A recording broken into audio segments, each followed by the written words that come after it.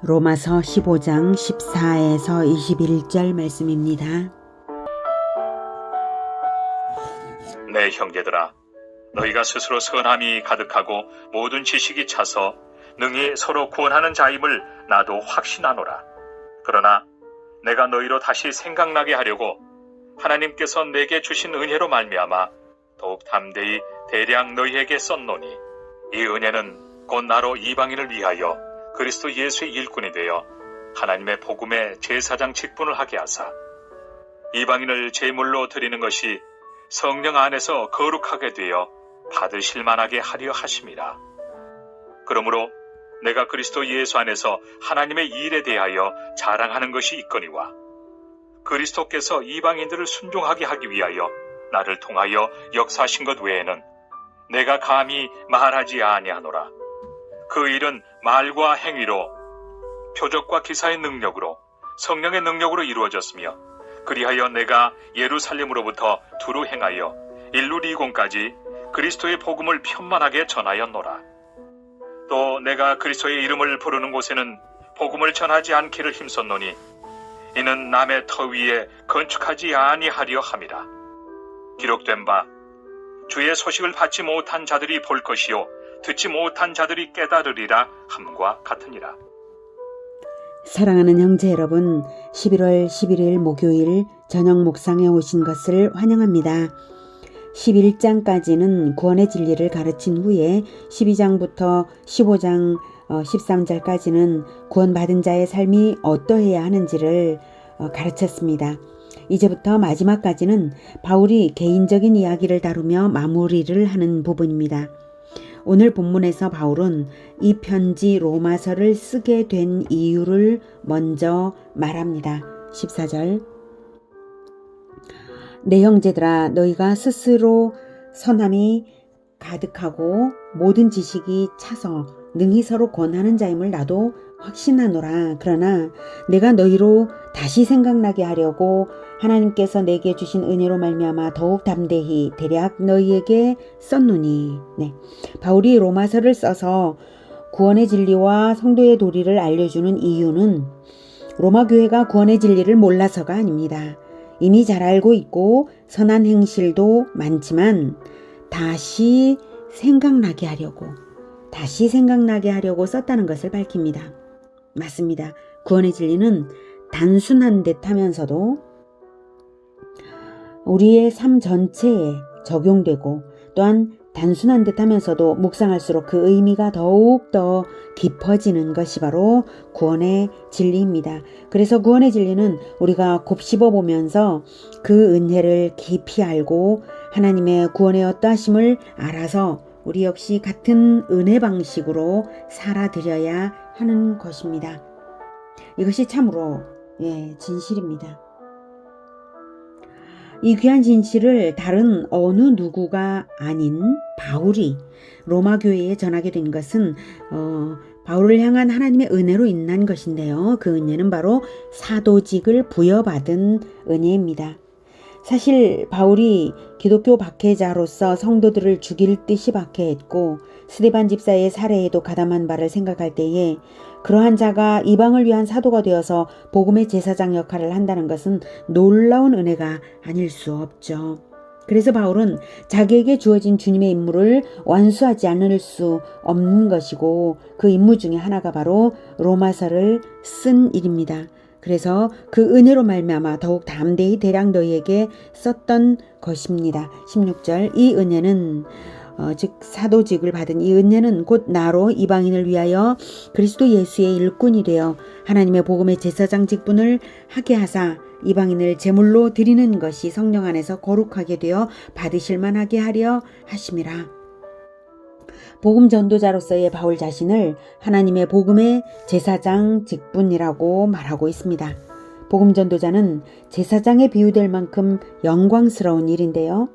영광 때문에 제사장직에 비유한 것이라기보다는 복음으로서 이방인을 하나님께서 받으실 만하게 그리스도의 보혈을 뿌려주는 역할이기 때문에 자연스러운 표현입니다. 복음 전도자요, 교회의 개척자요, 이런 사람들이 바로 하나님의 복음의 제사장 직분자입니다. 그리고 이 말은 사도 바울의 사역이 바로 이사야 66장 20, 21절 예언의 실현임을 확인시키는 것입니다. 나 여호와가 말하노라. 이스라엘 자손이 예물을 깨끗한 그릇에 담아 여호와의 집에 드림같이 그들이 이스라엘 자손이 너희 모든 형제를 이방인 형제들을 문 나라에서 나의 성산 예루살렘으로 말과 수레와 교자와 노새와 낙타에 태워다가 여호와께 예물로 드릴 것이요. 나는 그 가운데서 이방인 가운데서 다시 택하여서 제사장과 레위인을 삼으리라. 여호와의 말이니라. 이렇게 유대인 사역자를 통해 이방인 선교를 하고 다시 이방인 사역자들을 세워서 하나님 나라를 완성해 나아가실 하나님의 계획이었습니다. 그것이 이루어지고 있는 것이니 이제 바울만 아니라 더 나아가 로마 교회가 선교적 사명을 감당하게 될 것이 암시되는 부분이기도 합니다. 그 선교적 사명의 첫 단계로서 로마 교회가 바울을 다른 선교지로 파송해 줄 것을 바울은 바라고 있습니다. 그 내용은 22절 이하에 이제 나옵니다. 내일 다루도록 하겠습니다. 자, 그래서 하나님의 복음의 제사장 직분을 받은 바울은 자기의 사역 수행이 어떠한지, 사역 수행의 태도가 어떠한지를 17절부터 간략하게 말합니다. 그러므로 내가 그리스도 예수 안에서 하나님의 일에 대하여 자랑하는 것이 있거니와 그리스도께서 이방인들을 순종하게 하기 위하여 나를 통하여 역사하신 것 외에는 내가 감히 말하지 아니하노라.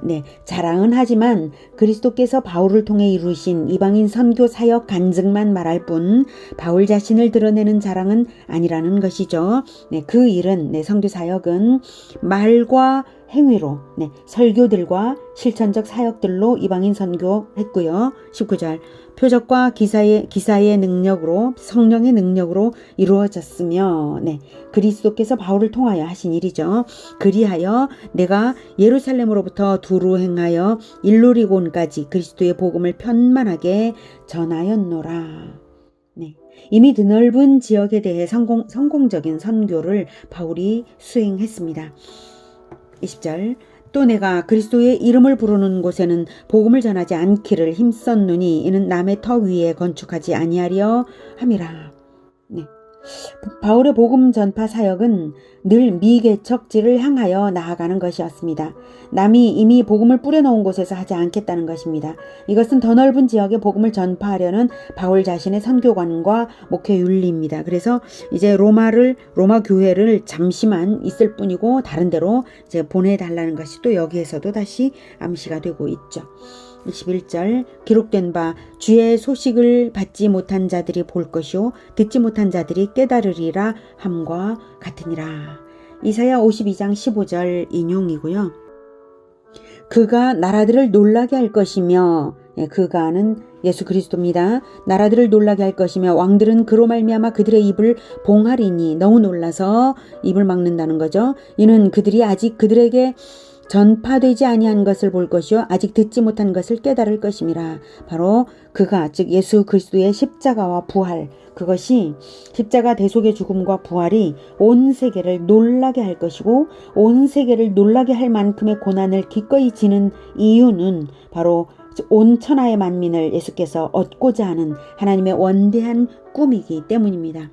그래서 바울은 이왕이면 주의 소식을 받지 못한 자들이 볼 것이요 듣지 못한 자들이 깨닫도록 로마 교회를 통해서 다음 선교 사역지로 파송받기를 사모하고 있는 것입니다.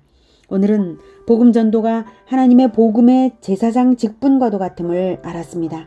바울처럼 온 천하를 향하는 비전을 품고 교회들의 협력을 얻어내며 함께 합력하여 연합하며 뜨거운 이웃사랑의 마음으로 복음을 더욱 드넓게 온 천하에 전도하는 모든 실천가들이 되기를, 우리 모두가 그런 자들이 되기를 축복합니다.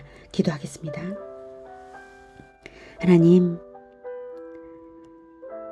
우리도 사도 바울처럼 복음 전도자로 부르심을 받은 줄을 믿습니다. 복음의 제사장과 같은 역할, 그런 역할을 우리에게 사명으로 주셨음에도 불구하고 우리가 그것을 잘 깨닫지 못했던 부분들은 용서하여 주시며 이제 앞으로 나아가 바울처럼 적극적으로 도전하며 복음이 전해지지 않은 사람들에게, 복음이 전해지지 않은 지역에 더욱더 나아가 복음을 전하는 우리 모두가 되게 주님 도와주시옵소서. 그럼으로써 하나님께서 기뻐 받으실 그러한 제물을 올려드리는, 제사를 올려드리는 우리 모두가 되게 주님 도와주시옵소서. 놀랍게 영광스러운 복음의 제사장 역할을 우리가 기꺼이 감당하는 모두가 되게 주님 도우시옵소서. 성령으로 충만케 하여 주시옵소서. 예수님의 이름으로 기도드립니다. 아멘. 이어지는 시간은 개인 기도 시간입니다.